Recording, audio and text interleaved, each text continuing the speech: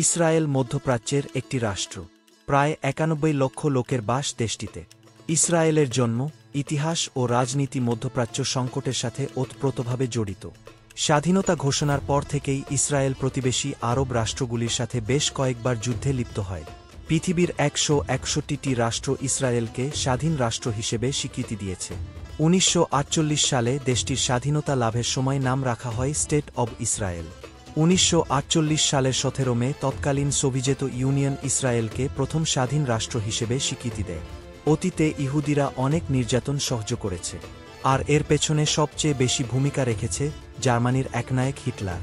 ইসরায়েলের সঙ্গে ১৭০টি দেশের কূটনৈতিক সম্পর্ক আছে। ইসরায়েল পশ্চিম এশিয়াতে ভূমধ্যসাগরের পূর্ব উপকূলে অবস্থিত।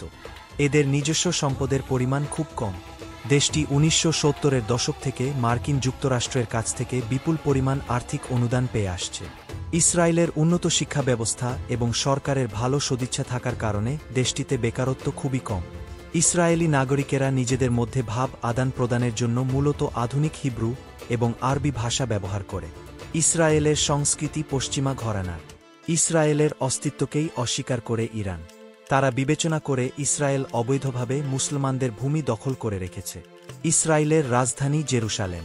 ১৯৪৯ সালে ইসরায়েল, লেবানন, জর্ডান ও সিরিয়ার মধ্যে যে চুক্তি হয়েছিল, সেই চুক্তি অনুযায়ী দেশটির আয়তন হওয়ার কথা ২০,৭৭০ বর্গ কিলোমিটার।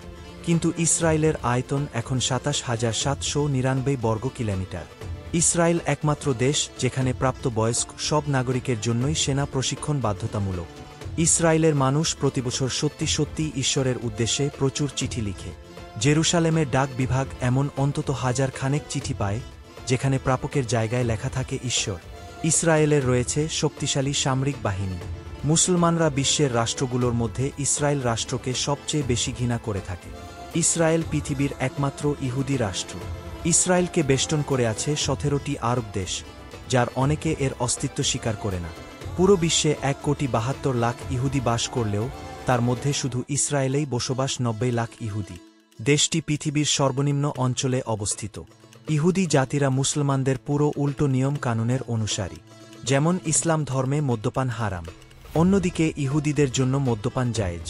আবার উটের মাংস ও চিংড়ি মাছ মুসলমানদের জন্য বৈধ, কিন্তু ইহুদিদের জন্য অবৈধ। ইসরায়েল রাষ্ট্রের প্রতিষ্ঠার সময় প্রায় ৭ লাখের মতো ফিলিস্তিনি বাস্তুচ্যুত হয়েছে। তারা ভেবেছিল দ্রুত সমস্যার সমাধান হলে তারা বাড়ি ফিরে আসতে পারবে। মধ্যপ্রাচ্যে চিরপ্রতিদ্বন্দ্বী দুই দেশ ইরান ও ইসরায়েল।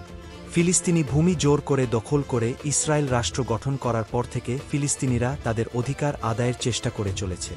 ইসরায়েলি প্রশাসন আইন, মানবাধিকার এসবে বিশ্বাস করে না। তাদের ঘাড় ত্যাড়া। তারা টিকে থাকতে চায় শক্তি প্রয়োগ করেই। ইসরায়েলের প্রায় সব কর্মকর্তাই কোনো না কোনো অপরাধের সঙ্গে জড়িত। এ পর্যন্ত ১২ জন ইসরায়েলি নোবেল পুরস্কার পেয়েছেন, যার মধ্যে ৮ জন রসায়ন ও অর্থশাস্ত্রে। ইসরায়েলি গরু বিশ্বের অন্যতম দুগ্ধ উৎপাদনকারী গরু।